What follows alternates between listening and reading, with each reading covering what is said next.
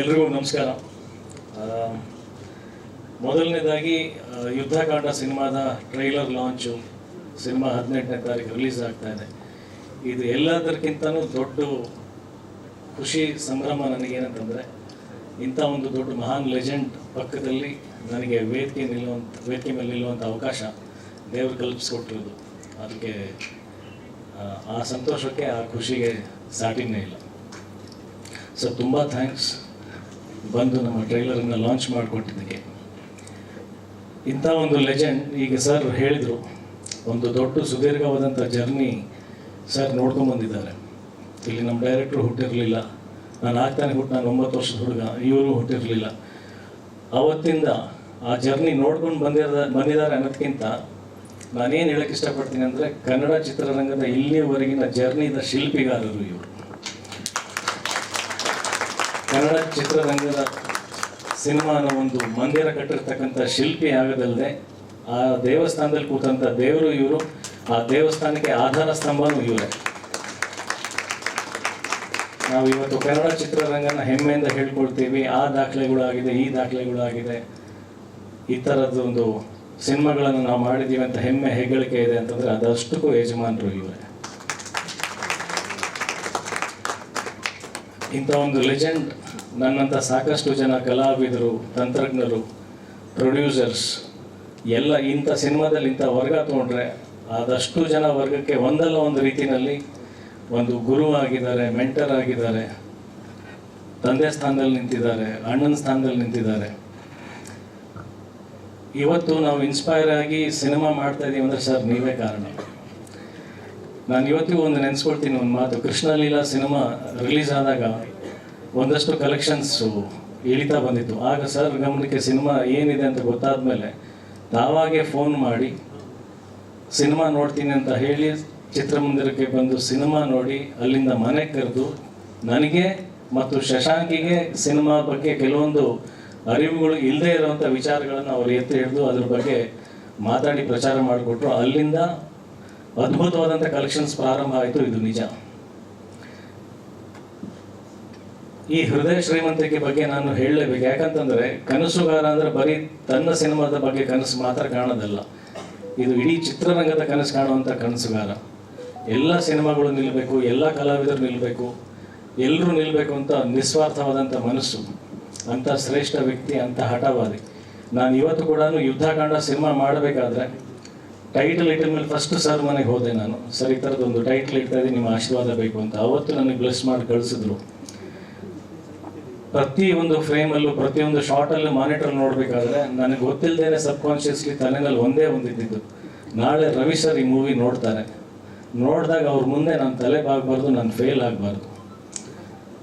ಅಷ್ಟು ಪ್ಯಾಷನೇಟ್ ವ್ಯಕ್ತಿ. ಆ್ಯಂಡ್ ಈ ಮೊನ್ನೆ ಕೂಡ ಮನೆಗೆ ಹೋದಾಗ ಸರ್ ತಮ್ಮ ಸಿನಿಮಾದ ಒಂದಷ್ಟು ತುಣುಕುಗಳನ್ನು ತೋರಿಸ್ತಾ ಇದ್ರು, ಅವ್ರ ಕ್ರಿಯೇಟಿವಿಟಿನ ತೋರಿಸ್ತಾ ಇದ್ರು. ನಾನು ಆ ಸ್ಕ್ರೀನ್ ಮೇಲೆ ಅವ್ರು ಏನು ತೋರಿಸ್ತಾ ಇದ್ರು ಅದನ್ನು ಗಮನಿಸೋದಕ್ಕಿಂತ ನಾನು ಎಷ್ಟು ಭಾವುಕನಾಗಿದೆ ಅಂತಂದರೆ, ಇವತ್ತು ಇಷ್ಟು ಜರ್ನಿ ನೋಡಾದ್ಮೇಲೆ ಕೂಡ, ಅದರ ಶಿಲ್ಪಿಗಾರ ಆದಮೇಲೂ ಕೂಡ ಒಂದು ಚಿಕ್ಕ ಮಗು ಥರ ನಾವು ಏನಾದರೂ ಒಂದು ಹೊಸ ಆಟ ಸಾಮಾನು ಸಿಕ್ಕರೆ ಒಂದು 4 ಜನ ಫ್ರೆಂಡ್ಸಿಗೆ ತೋರಿಸ್ತೀವಿ. ನಾವು ಇದು ನೋಡಿ ನನ್ನ ತಂದೆ ಇಟ್ಕೊಡ್ಸಿದ್ರೆ ನಾ ತಂದೆ ನನ್ನ ಹತ್ರ ಈ ಡ್ರೆಸ್ ಇದೆ ಅಂತ ತೋರಿಸ್ತೀವಿ. ಎಷ್ಟು ಖುಷಿಯಾಗಿ, ಎಷ್ಟು ಮುಗ್ಧತೆಯಿಂದ ಆ ಉತ್ಸಾಹ. ರಾತ್ರಿ ಐ ಥಿಂಕ್ 11 ಗಂಟೆವರೆಗೂ ಆಗೋಯ್ತು. ಸರ್ ತೋರಿಸ್ತಾನೆ ಇದ್ದಾರೆ, ಸರಿ ಒಳಗಡೆ ಇದೆ ಅಂದರೆ ಇಷ್ಟೊಂದು ಟೈಮ್ ಆಗ್ತದೆ, ಪಾಪ ಏನಾದರೂ ತಡವಾಗ್ತಾ ಇದೆ ಅನ್ನೋದು ಅಷ್ಟು ಅವರಿಗೆ ಕಾಳಜಿ ಇದೆ. ಬಟ್ ನಮಗೆ ಪ್ರತಿಯೊಂದು ಕ್ಷಣ ಅದು ಎಷ್ಟು ಸಂಭ್ರಮ ಅಂದರೆ, ನಾವು ಅವ್ರ ಜೊತೆ ಇಲ್ಲಿ ಆ ಕಾಲವನ್ನು ಕಳೀತಾ ಇದ್ದೀವಿ, ಅವ್ರ ಪ್ಯಾಷನ್ನ ನೋಡ್ತಾ ಇದ್ದೀವಿ. ಇವತ್ತಿಗೂ ಅದೇ ಡೆಡಿಕೇಶನ್, ಇವತ್ತಿಗೂ ಈಗೇನು ಪ್ರೇಮಲೋಕ ಮಾಡಕ್ಕೆ ಹೊರಟಿದ್ದಾರೆ ಅನ್ನೋ ಅಷ್ಟು ಉತ್ಸಾಹ. ಮನೆಯಿಂದ ಹೆಜ್ಜೆ ಹೊರಗೆ ಇಟ್ಟ ಮೇಲೆ ಅದು ಎಲ್ಲೂ ಇಲ್ಲದೆ ಇರ್ತಕ್ಕಂಥ ಎನರ್ಜಿ, ಎಲ್ಲೂ ಇಲ್ಲದೆ ಇರ್ತಕ್ಕಂಥ ಎಕ್ಸೈಟ್ಮೆಂಟ್ ಎಷ್ಟು ದುಪ್ಪಟ್ಟಾಯಿತು, 100 ಪಟ್ಟಾಯಿತು ಅಂತಂದರೆ, ನಾಳೆ ದಿನ ನಾವು ರವಿ ಸರ್ ಥರನೇ ಬದುಕಬೇಕು ಅಂತ. ಸರ್ ನೀವು ಯಾವುದೋ ವಿಷಯ ಕಾಪಿ ಮಾಡಿದ್ದೀವಿ ಅಂತ ಹೇಳ್ಬೋದು. ಸರ್ ನಾವು ಕಾಪಿ ಮಾಡ್ತೀವಿ ಸರ್ ನಿಮ್ಮನ್ನ. ಲೈಫ್ ಟೈಮ್ ನಾನು ರವಿ ಸರ್ ಕಾಪಿ ಕ್ಯಾಟ್ ಆಗೋಕ್ಕೆ ಇಷ್ಟಪಡ್ತೀನಿ. ಲೈಫ್ ಟೈಮ್ ರವಿ ಸರ್ ಥರ ಒಬ್ಬ ಕನಸುಗಾರ ಆಗೋಕ್ಕೆ ಇಷ್ಟಪಡ್ತೀನಿ. ಲೈಫ್ ಟೈಮ್ ರವಿ ಸರ್ ಥರ ಒಬ್ಬ ಹಠವಾದಿ, ಒಬ್ಬ ಕಲಾವಿದನಾಗಕ್ಕೆ ಇಷ್ಟಪಡ್ತೀನಿ ನಾನು. ಸೊ ಅಂಥ ಒಂದು ಮಹಾನ್ ವ್ಯಕ್ತಿ ಬಂದು ಯುದ್ಧಕಾಂಡ ಸಿನಿಮಾದ ಟ್ರೈಲರ್ ಲಾಂಚ್ ಮಾಡಿದ್ದಾರೆ. ಯುದ್ಧಕಾಂಡಕ್ಕೆ ಅವರೇ ಯಜಮಾನರು, ಅವರು ಬಂದು ಆಶೀರ್ವಾದ ಮಾಡಿದ್ದಾರೆ. ಮೊದಲನೇ ಟಿಕೆಟ್ ಇಲ್ಲಿ ಪರ್ಚೇಸ್ ಮಾಡಿದ್ದಾರೆ. ಇಂಥ ಒಂದು ಕೈ, ಒಂದು ಅಭಯ ಹಸ್ತ ಆ ಥರದೊಂದು ಕೈಯಿಂದ ಮೊದಲನೇ ಟಿಕೆಟ್ ಪರ್ಚೇಸ್ ಆಗಿದೆ. ಇದು ಶ್ಯೂರ್ ಶಾಟ್. ನನ್ನ ಪುಟಾಣಿ ಹೇಳ್ದಂಗೆ ಒಂದು ದೊಡ್ಡ ದಾಖಲೆ ಮಾಡುತ್ತೆ, ತುಂಬ ದೊಡ್ಡ ದಾಖಲೆ ಮಾಡುತ್ತೆ ಯುದ್ಧಕಾಂಡ. ಆ ದಾಖಲೆ ಮಾಡಾದ್ಮೇಲೆ ಸರ್ ನೀವು ಹೇಳ್ದಂಗೆ ಸಾಲ ಮಾಡಲ್ಲ, ಬಟ್ ಅನ್ಕೊಂತೀವಿ, ನಾನು ಹೇಳ್ದಲ್ಲ ನಿಮ್ಮ ಥರ ಗೊತ್ತಿಲ್ಲ ಮುಂದೆ ಏನಾಗುತ್ತೋ ಬಿಡುತ್ತೋ, ಮತ್ತೆ ಸಿನಿಮಾಗಳು ಮಾಡ್ತೀನಿ, ಒಳ್ಳೆ ಕನ್ನಡ ಸಿನಿಮಾಗಳು ಮಾಡ್ತೀನಿ. ನಾವು ಕೊನೆ ಉಸಿರಿರುವವರೆಗೂ ಕನ್ನಡ ಸಿನಿಮಾಗೋಸ್ಕರ ಜೀವಿಸ್ತೀನಿ ಅಂತ ಹೇಳಕ್ಕೆ ಇಷ್ಟಪಡ್ತೀನಿ.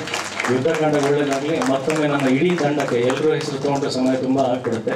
ಪ್ರತಿಯೊಬ್ಬರಿಗೂ ನಾನು ಹೃದಯಪೂರ್ವಕವಾಗಿ ಧನ್ಯವಾದಗಳು ಹೇಳ್ತೀನಿ. ಎಲ್ಲರೂ ಅಷ್ಟು ಸಪೋರ್ಟಾಗಿ ನಿಂತಿದ್ದಾರೆ, ನನ್ನನ್ನು ತಡ್ಕೊಂಡಿದ್ದಾರೆ.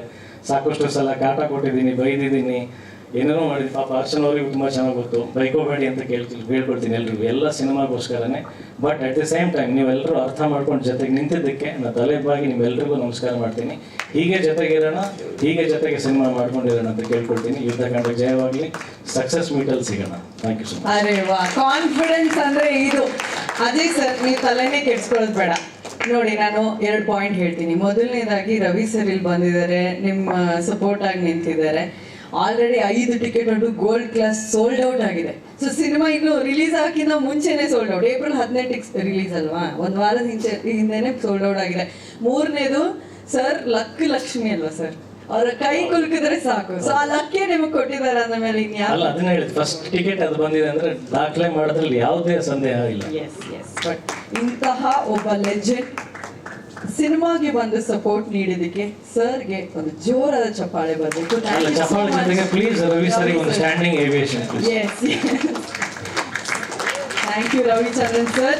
ಯುದ್ಧವನ್ನು ಸಾರುವಂತ ಯಜಮಾನರಿಗೆ ನಮ್ಮ ಕಡೆಯಿಂದ ಯಾವಾಗ್ಲೂ ಒಂದು ಶಂಕ ಊದ್ತಾ ಇರಲಿ ಅನ್ನೋದು ಒಂದು ಚಿಕ್ಕ ಕಾಣಿಕೆ.